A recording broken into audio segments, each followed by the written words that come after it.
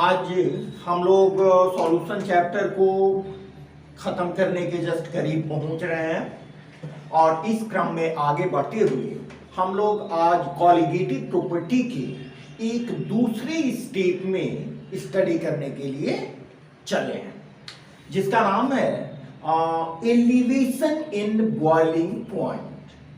ठीक है, very simple topic but very important, इसलिए बड़े ध्यान से इसको देके हम लोग देखें एलिवेशन इन बॉइलिंग पॉइंट। आइए, टॉपिक है elevation in boiling point. Elevation का मतलब होता है टू इंक्रीज, बॉइलिंग पॉइंट बढ़ना, to elevate the boiling point. तो बॉइलिंग पॉइंट में एलिवेशन क्यों होता है? Due to lowering in vapour pressure.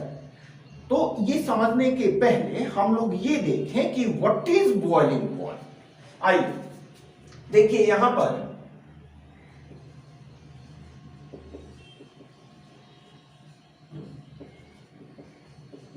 Boiling point है क्या?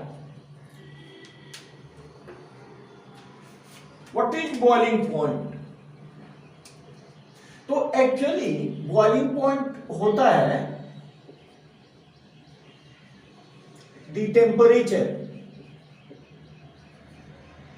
एट विच, वो टेम्परेचर जिस पर लिक्विड का वेपर प्रेशर एटमॉस्फेरिक प्रेशर के इक्वल हो जाता है, तब कोई लिक्विड बॉइल करता है। उसको समझने के लिए और बढ़िया से लर्न करने के लिए, अट्रैक्टिव वे में स्टडी करने के लिए हम इस तरह से लिखते हैं the boiling point. Boiling point क्या है? द टेम्परेचर एट विच, इसको आप दो पार्ट में लिखो।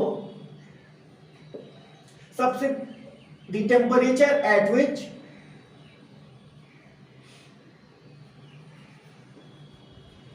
the vapor pressure of liquid becomes equal to atmospheric pressure।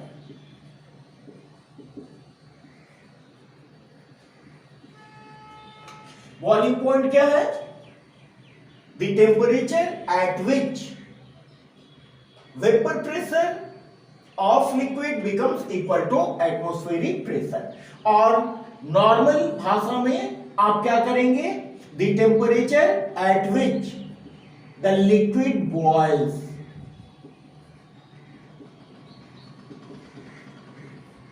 is called boiling point।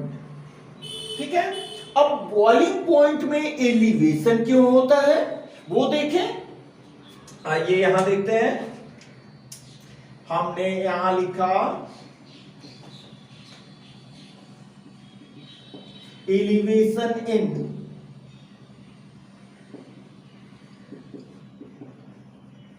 Boiling point. Boiling point में एलिवेशन क्यों होगा? यहां देखिए, यहां हम लिख रहे हैं, थोड़ा सा इसको, ये हुआ मेरा सॉल्वेंट। आप भी जानते हो प्योर सॉल्वेंट का जो वेपर प्रेशर होता है वो वेपर प्रेशर हाई होता है। सॉल्वेंट का वेपर प्रेशर हाई हुआ। अब इसमें आपने क्या मिलाया? इसमें मिलाया non volatile solute,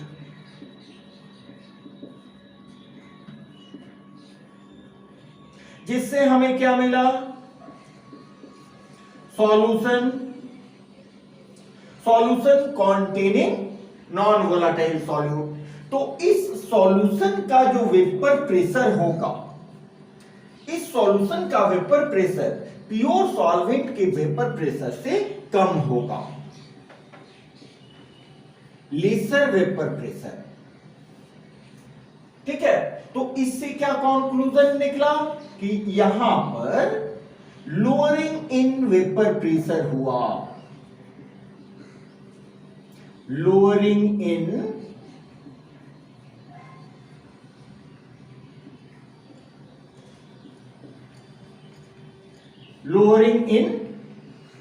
vapour pressure हमें यहां पर हुआ। अब हमको लिक्विड को बॉईल कराना है, वेपर प्रेशर डिक्रीज कर गया है, लिक्विड को बॉईल कराना है, तो हम क्या करेंगे, वेपर प्रेशर को हमें बढ़ाना होगा।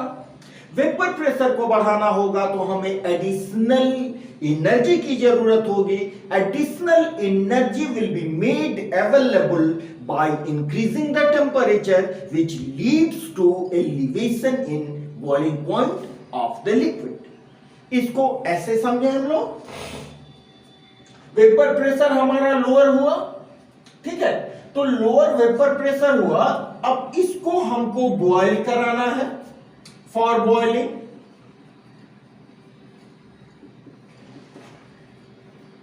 इसको बॉयल कराने के लिए हम क्या करेंगे, सॉल्यूशन के वेपर प्रेशर को हम इंक्रीज करेंगे।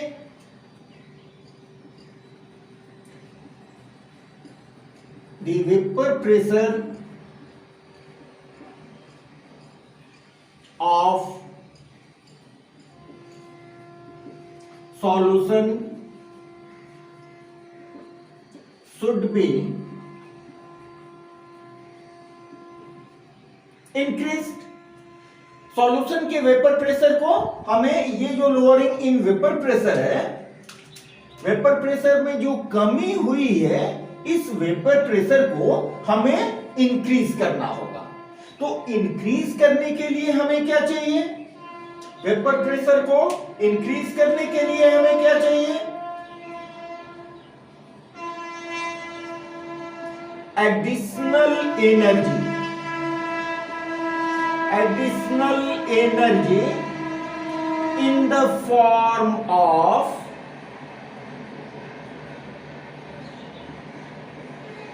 Additional energy in the form of heat. और यही जो हीट हम देते हैं, यही उसकी बॉइलिंग पॉइंट टेम्परेचर को इंक्रीज करता है।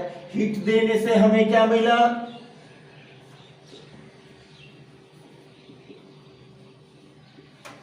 Leading to increase. Increase means elevation, elevation of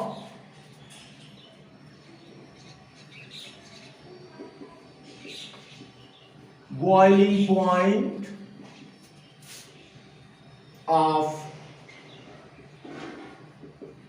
solution।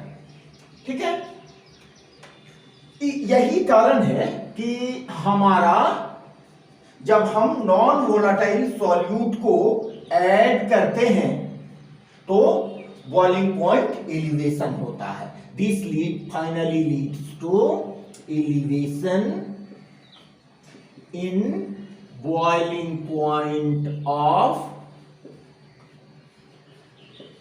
Solution containing non volatile solute. Non volatile solute मिलाने से हमारा बॉइलिंग पॉइंट इंक्रीज करता है and that is called elevation in boiling point. ठीक है, इसी का हम लोग डायग्रामेटिक रिप्रेजेंटेशन अगर देखें तो कैसे करेंगे, आइए देखते हैं इसको।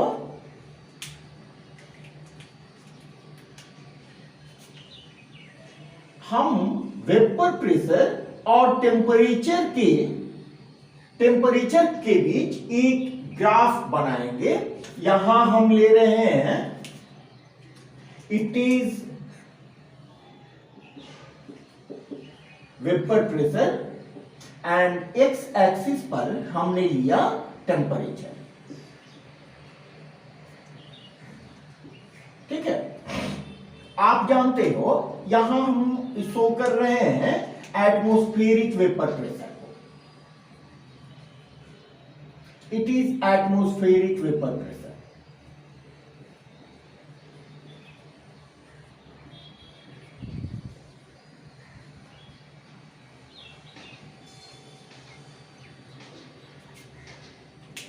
हमें मालूम है कि जो सॉल्यूट का वेपर प्रेशर होता है वो अधिक होता है।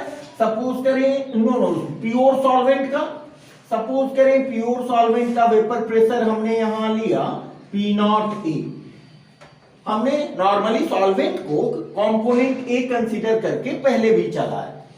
अब इसको जब हीट करेंगे हम तो इसके वेपर प्रेशर में धीरे धीरे इंक्रीज होगा and finally it will meet the atmospheric pressure suppose at point A. ठीक है, इसका जो कॉरेस्पॉन्डिंग वैल्यू होगा, इसके कॉरेस्पॉन्डिंग जो टेम्परेचर का वैल्यू होगा that will be the boiling point of solvent. इसको हमने कहा सॉल्वेंट और इसके टेम्परेचर को, बॉइलिंग पॉइंट को हम T0 से रिप्रेजेंट कर रहे हैं।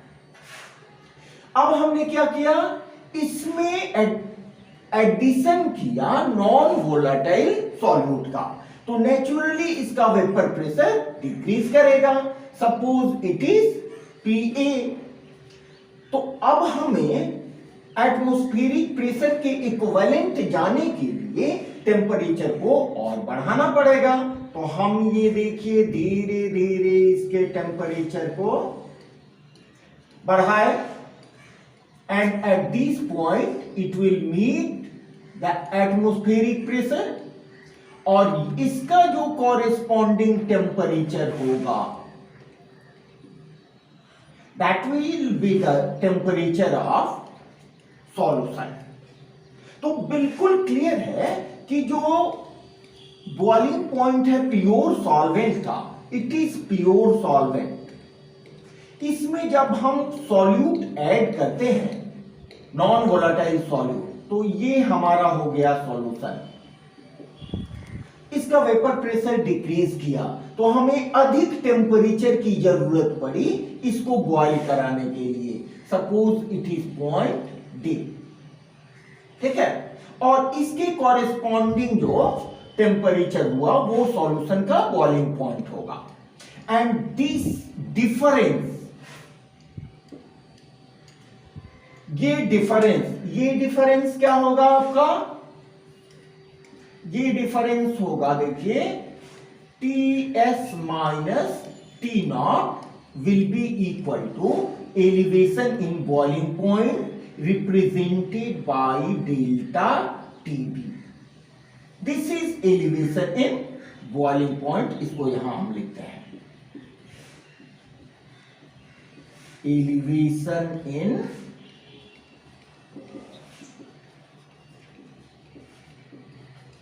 boiling point. ये boiling point elevation को रिप्रेजेंट करता है। तो हम लोग बिल्कुल क्लियर है कि elevation in boiling point is directly related to change in vapour pressure. Vapour pressure, lowering of vapour pressure is directly related with lowering in vapour pressure is directly related with elevation in boiling point.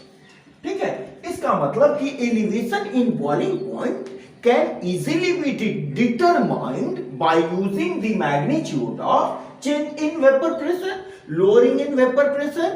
जब हमें boiling point elevation को calculate करना होगा तो lowering in vapor pressure को calculate कर लेंगे and lowering in vapor pressure depends upon the number of moles of solute according to Raoult's law। तो उस लॉ को यूज करके हम लोग आगे की ओर बढ़ते हैं। आइए देखते हैं। अब देखें हमारा जो एलिवेशन इन बॉइलिंग पॉइंट हो रहा है वो लोअरिंग इन वेपर प्रेशर के कारण, and lowering in vapour pressure directly depends upon number of moles of solute which is in turn the mole fraction of solute. आइए देखते हैं। Since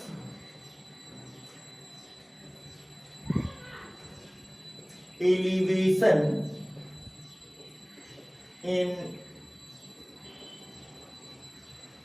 boiling point is determined by lowering in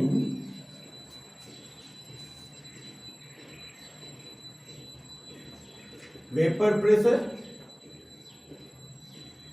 and vapor pressure depends upon the number of moles of solute, which is in turn the mole fraction of solute.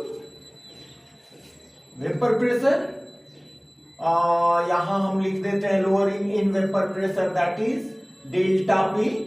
Elevation in boiling point को हम लिख देते हैं delta TB.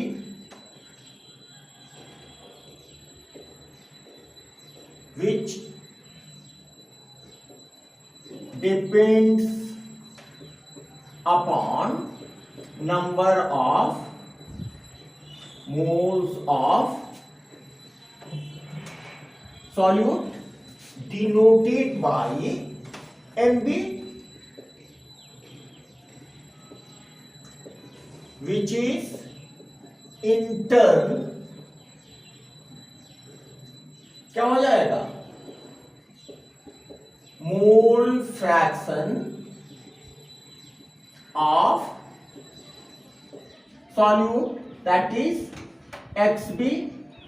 ठीक है, number of moles per depend करता है, that is mole fraction of solute पर डिपेंड करता है। तो इसके लिए हम लोग क्या लिख सकते हैं,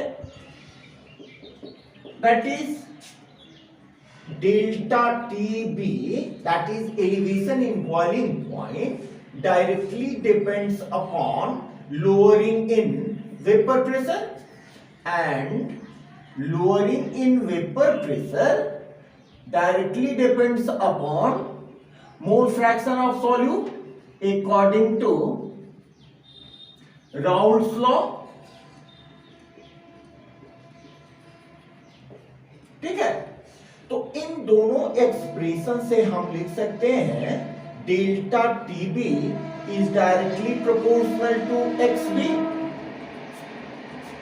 और delta TB elevation in boiling point is equal to K into XB, where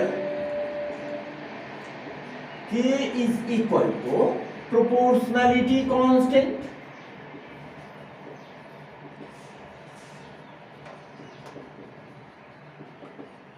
ठीक है, अब क्या करेंगे, आपको मालूम है XB का वैल्यू पुट कर दो, और delta TB is equal to K into NB by NA plus NB।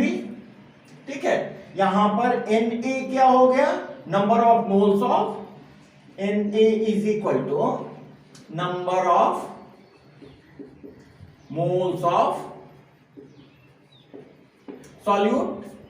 ठीक है, अब क्या करेंगे, हम लोग जो भी कॉलिगेटिव प्रॉपर्टी का स्टडी करते हैं, that is basically for very very very dilute solution. तो डाइल्यूट सॉल्यूशन के केस में, फॉर वेरी डाइल्यूट सॉल्यूशन, बहुत डाइल्यूट सॉल्यूशन के केस में क्या होगा, NB is very very very lesser as compare to NA। वैसी स्थिति में हमारे डिनोमिनेटर से NB को हम कैंसिल कर सकते हैं, making the equation like this. Now delta TB will be equal to K into NB by NA। ठीक है, अब हमें मालूम है यहां number of moles of solute is equal to क्या होता है, mass of solute.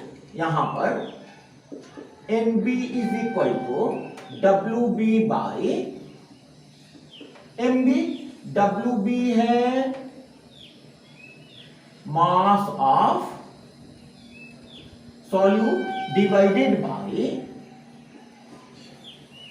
Molar mass of solute. इसी तरह Na is equal to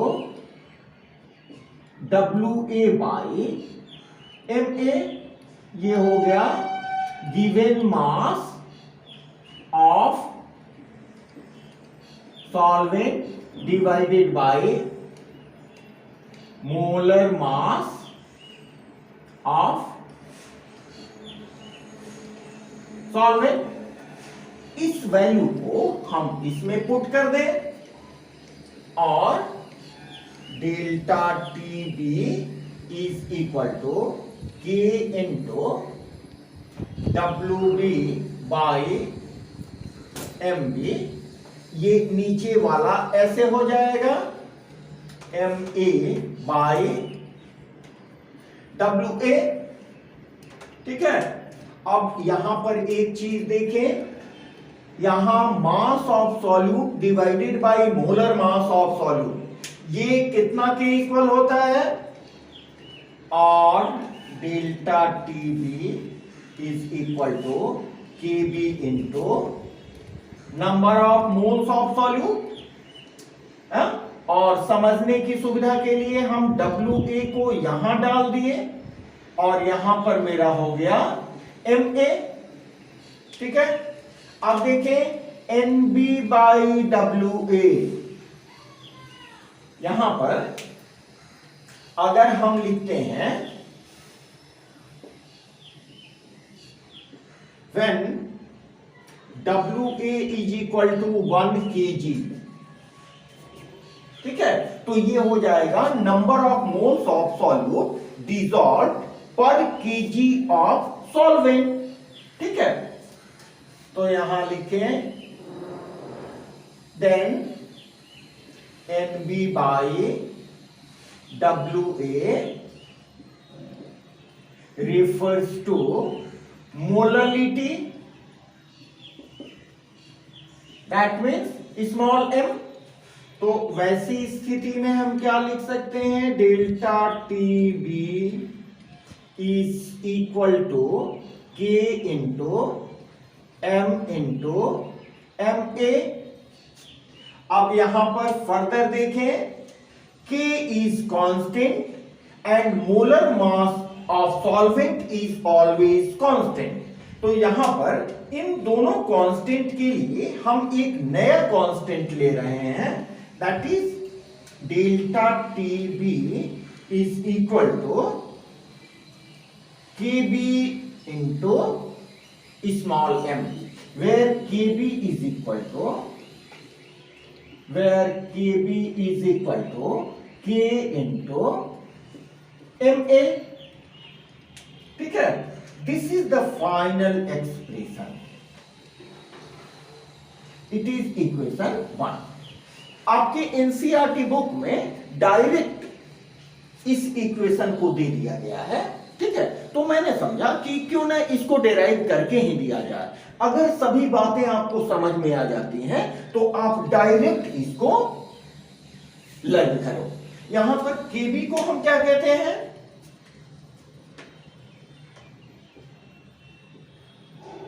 here KB is equal to molar elevation constant, molar elevation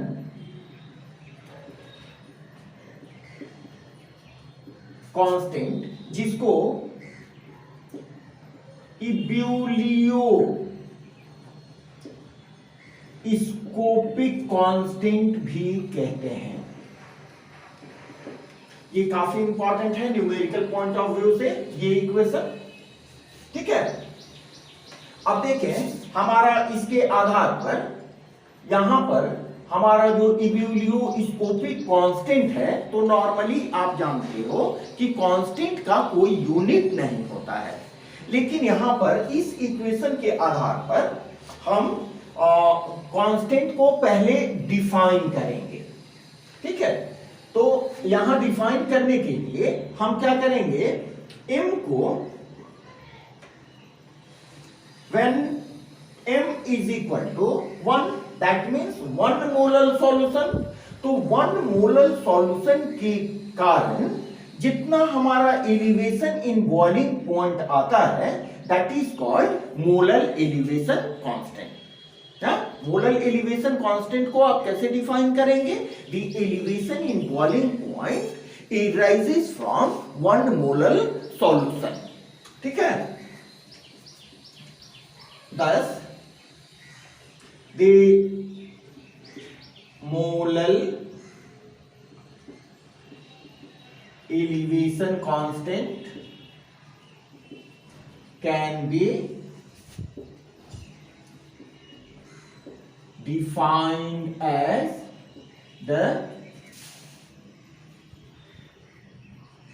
elevation in boiling point obtained by 1 molar solution. ठीक है, ये इसको हम डिफाइन कर दिए। अब यहां देख लें, ये TB delta TB is equal to KB into 1। तो दिस बिकम्स 1 कब? जब मोलर सॉल्यूशन होगा, 1 मोलर सॉल्यूशन होगा। ठीक है, इसको आगे हम देखते हैं। अब देखें, हमारे पास एक्सप्रेशन था delta TB is equal to KB into M, जहां m is equal to molarity of solution. तो मोलरिटी ऑफ सॉल्यूशन हमारा क्या होता है? m is equal to WB by MB into 1000 by mass of solvent in KG. तो यहां पर हम वैल्यू पुट कर दें, KB into WB into 1000 by MB into WA। ठीक है, that is the value of delta TB. It is equation 2। अब इस इक्वेशन से हम मोलर मास ऑफ सॉल्यूट भी कैलकुलेट कर सकते हैं, जो कि जनरली पूछा जाता है। तो यहां पर MB का एक्सप्रेशन हमें क्या मिलेगा? KB into WB into 1000 divided by delta TB into WA। It is equation 3। ठीक है, ये हमारा फाइनल एक्सप्रेशन हुआ। अब हम देखें, प्रैक्टिकली ये देखा गया है कि केबी का वैल्यू प्रैक्टिकली हम कैसे निकालते हैं। यहां देखें, केबी के लिए एक एक्सप्रेशन दिया गया है, दैट इज अगर MA molar mass of solvent हमको मालूम है, यूनिवर्सल गैस कांस्टेंट का वैल्यू मालूम है, हमें प्योर सॉल्वेंट का बॉइलिंग पॉइंट दिया गया है और हीट ऑफ वेपोराइजेशन दिया गया है, हीट ऑफ वेपोराइजेशन दिया गया है। तो हम इस फॉर्मूले का यूज करके केबी का डायरेक्ट वैल्यू कैलकुलेट कर सकते हैं। ठीक है, everything is known to you. ठीक है, अब एक फाइनल चीज हम आते हैं कि केबी एक कांस्टेंट है, बट इसका हम यूनिट कैलकुलेट कर सकते हैं। यहां पर देखें, delta T B is equal to KB into M और KB is equal to delta TB by M. Delta TB का यूनिट क्या होता है? केल्विन। और मोलरिटी का क्या होता है? Number of moles of solute dissolved per KG of solvent, mole by KG. ये केजी आपको ऊपर जाएगा तो क्या हो जाएगा? केल्विन केजी, और ये मोल ऊपर जाएगा तो per mole. It is the unit of unit of KB. बहुत इंपॉर्टेंट है, जरूर इसको ध्यान में रखेंगे। ठीक है, तो ये हमने पूरा कंप्लीट डेरिवेशन आपके यहां पर दिया है। एनसीईआरटी बुक में इसको कॉन्साइज करके दिया गया है, तो हमने भी इसका जो शॉर्ट नोट्स, जो कॉन्साइज नोट्स है, यहाँ कमेंट्स बॉक्स में हमने डाल रखा है, आप उसको देख लेना। इसको एक बार जरूर प्रैक्टिस करना, ताकि इसका जो नेक्स्ट टॉपिक है डिप्रेशन इन फ्रीजिंग पॉइंट, वो समझने में काफी हमें मदद मिले। इस चैनल को सब्सक्राइब करना नहीं भूलेंगे और अपने दोस्तों में शेयर कीजिए, लाइक कीजिए, ताकि हम और भी अच्छे मटेरियल आपको दे सकें। Okay, thanks to all. Okay, thank you. कितना